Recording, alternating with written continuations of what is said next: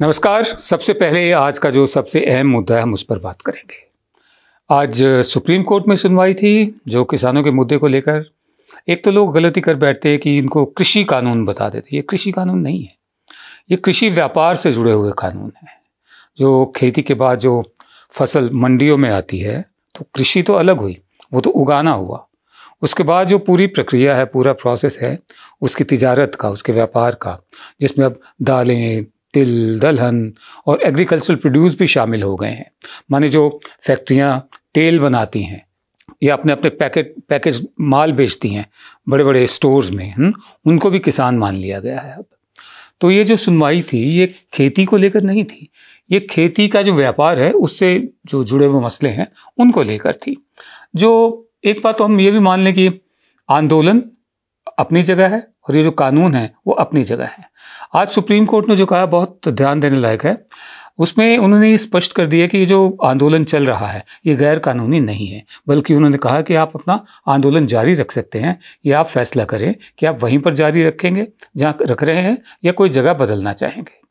और साथ में उन्होंने कुछ वकीलों को भी हिदायत दी और उनसे रिक्वेस्ट करी एक तरह से, जैसे HS फूल का है, कि एक दफ़े जाकर आप बात करें उन लोगों से कि जो बड़े बुजुर्ग हैं वहाँ पर आंदोलन में इतने दिन से बैठे हुए हैं, औरतें हैं, बच्चे हैं, क्या उनको वापस भेजा जा सकता है? तो एक बात तो तय होगी कि जो आंदोलन है सुप्रीम कोर्ट ने मान लिया है कि ये गैर कानूनी नहीं है। अब दूसरी बात ये है कि जो कानून बनाए गए हैं वो कितने कानूनी हैं या यूँ कहें कि कॉन्स्टिट्यूशनल है।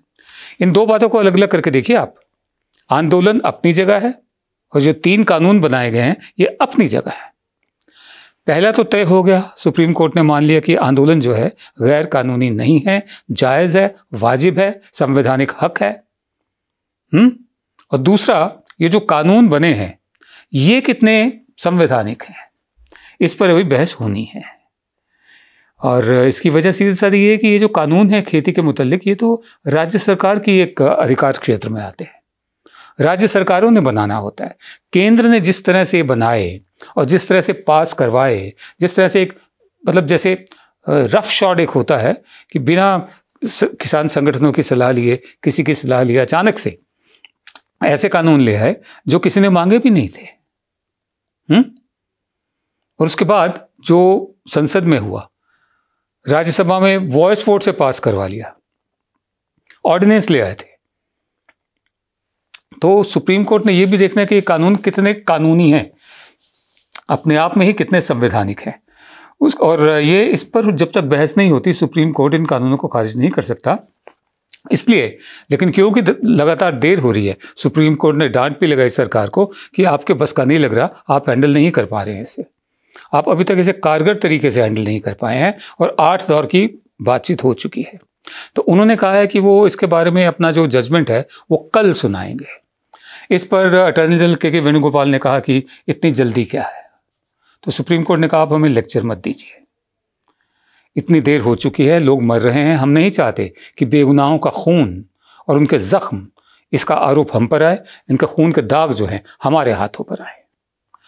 अब इसको किस ढंग से इंटरप्रेट किया जाए? एक तो हो गया कि ठीक है कानून जो आंदोलन है गैर कानूनी नहीं है।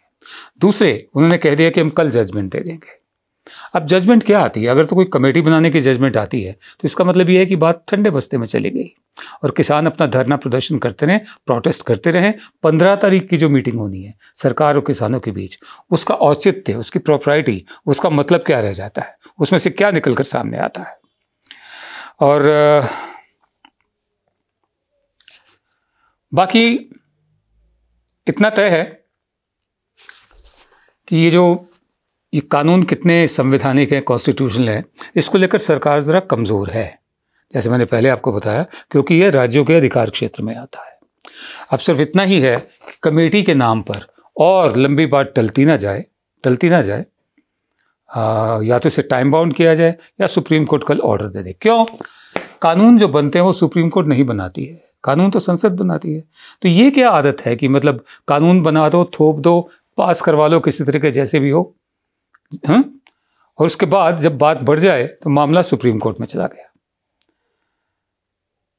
मतलब हम तो ये तो नहीं करें कि सरकार ने सुप्रीम कोर्ट भेजा है, लेकिन अब जो संगठन हैं जिन्होंने जो सुप्रीम कोर्ट गए हैं, मध्य प्रदेश के भी हैं और भी हैं, और उनके ज़रिए जैसे होता है ना कि मामला सुप्रीम कोर्ट तक पहुंचा है।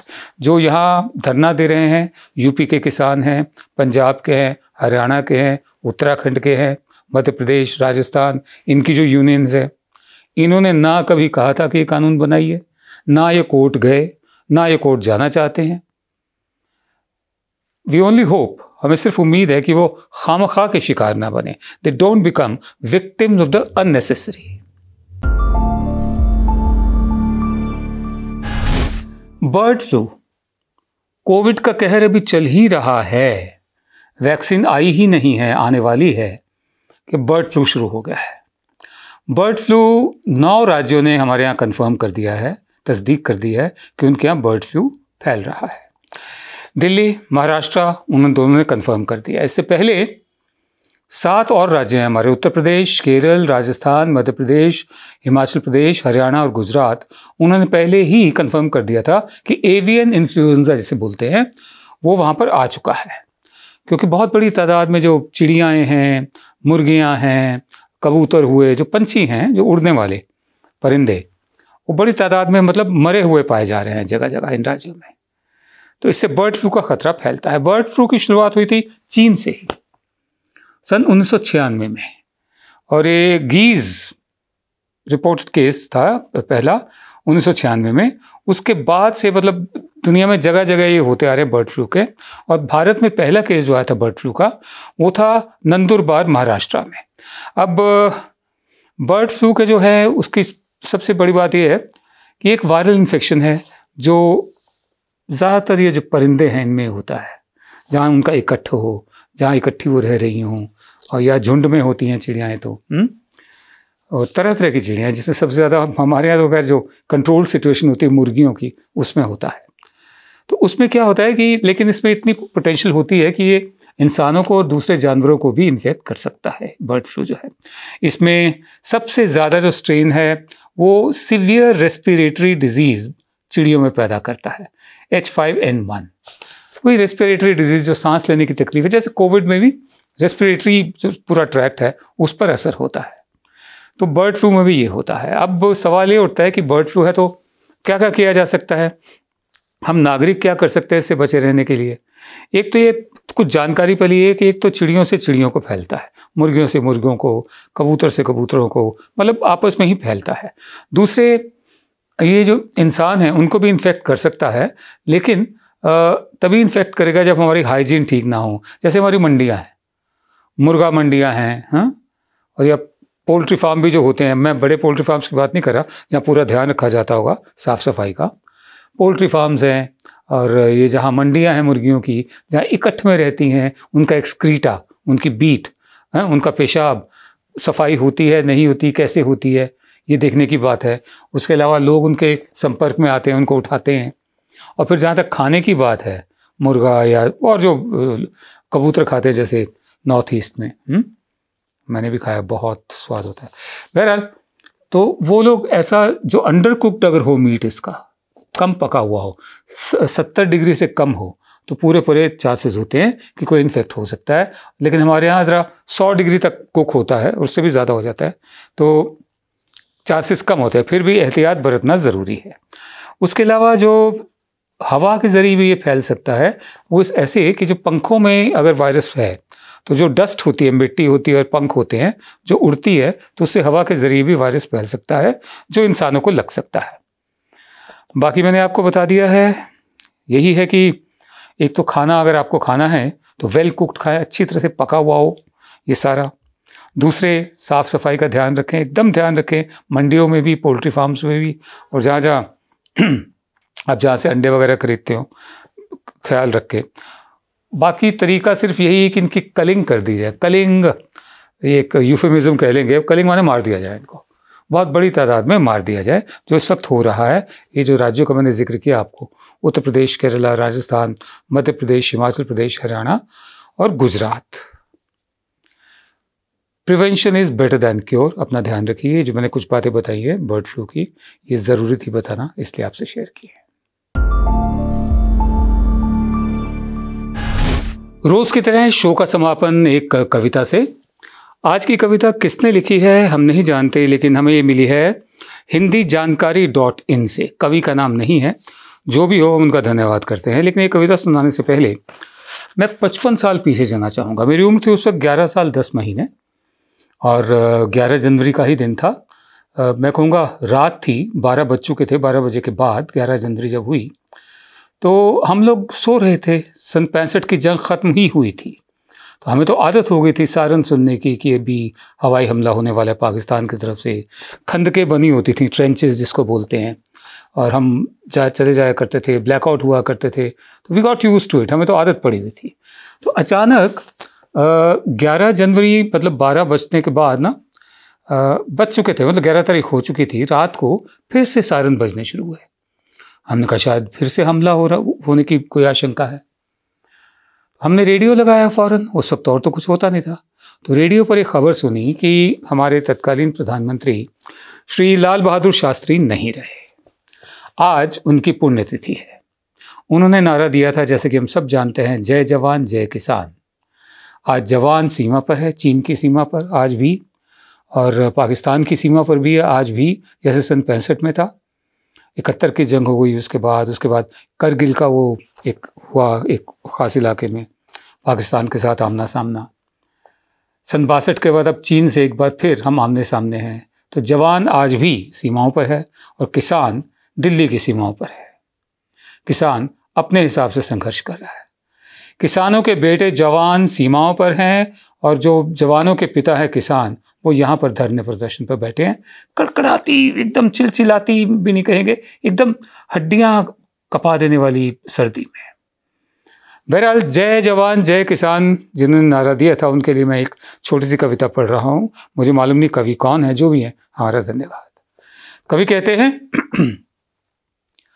जीवन के सूखे मरुथल में, जीवन के सूखे मरुथल में झेले ये झंझावात कहीं, जीवन के सूखे मरुथल में झेले झंझावात कहीं, जितनी बाधा कंटक आते उनसे वे पाते शक्ति नई, जितनी बाधा कंटक आते उनसे वे पाते शक्ति नई। विश्वासी धर्मनिष्ठ कर्मठ निज देश प्रेम से ओतप्रोत, विश्वासी धर्मनिष्ठ कर्मठ निज देश प्रेम से ओतप्रोत।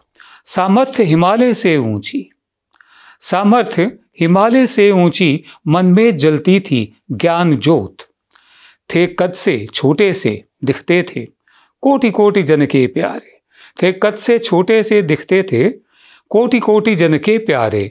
थे लाल बहादुर शास्त्री वे, थे इस धरती के रखवारे। उनके ही दृढ़ अनुशासन से वो पाक हिंद से हारा था।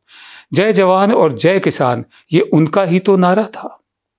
जय जवान और जय किसान ये उनका ही तो नारा था।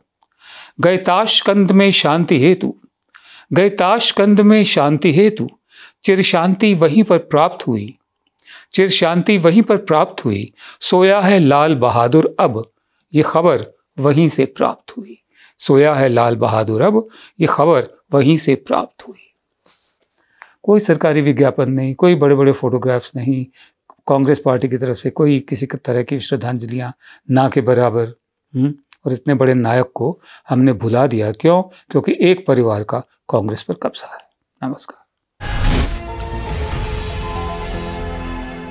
जब हमने HW न्यूज नेटवर्क की नींव डाली थी, तब हमने ये ठाना था कि न्यूज और इंफॉर्मेशन ये लोगों तक फ्री पहुंचनी चाहिए, मुफ्त पहुंचनी चाहिए, और हम आज भी ये वचन पर कायम हैं।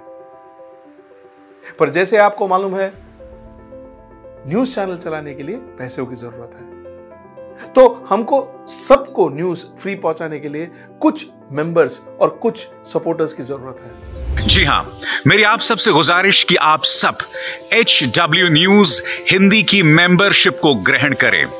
ये सदस्यता स्वैच्छिक है, यानी कि आप अपनी मर्जी के मुताबिक इसे ग्रहण कर सकते हैं, क्योंकि अगर आप इसे ग्रहण नहीं भी करते तब भी आपको HW न्यूज हिंदी के तमाम कार्यक्रम मिलते रहेंगे। मगर अगर आप चाहते हैं कि आजाद न्यूज जो है वो मजबूत हो, अगर आप चाहते हैं कि वो न्यूज जो सत्ता से सवाल पूछती है वो मजबूत हो, तो जरूर बने HW न्यूज हिंदी के सदस्य। जो लोग हमारी ₹89 प्रति महीने वाले कार्यक्रम से जुड़ेंगे उनके लिए HW न्यूज का बैच विश मिलेगा। साथ ही साथ उन लोगों को हमारे एक्सक्लूसिव पोल्स में भी शामिल होने का मौका मिलेगा। इसके अलावा हमारा जो दूसरा मेंबरशिप कार्यक्रम है वो ₹199 प्रति महीने का है, यानी कि ₹199 प्रति महीने। और इस प्रोग्राम में हमारे जो मेंबर्स हैं उन्हें ₹99 के प्रोग्राम वाले सभी चीजें तो मिलेंगी। इसके अलावा बिजनेस से जुड़ी हुई बातें भी हम करेंगे। हमारे एक्सपर्ट अखिलेश भार्गव से आप बिजनेस से जुड़े हुए अपने सवाल भी पूछ सकते हैं। हम उम्मीद करेंगे कि आप इस निष्पक्ष पत्रकारिता की राह में हमें पूरी तरह से योगदान देंगे।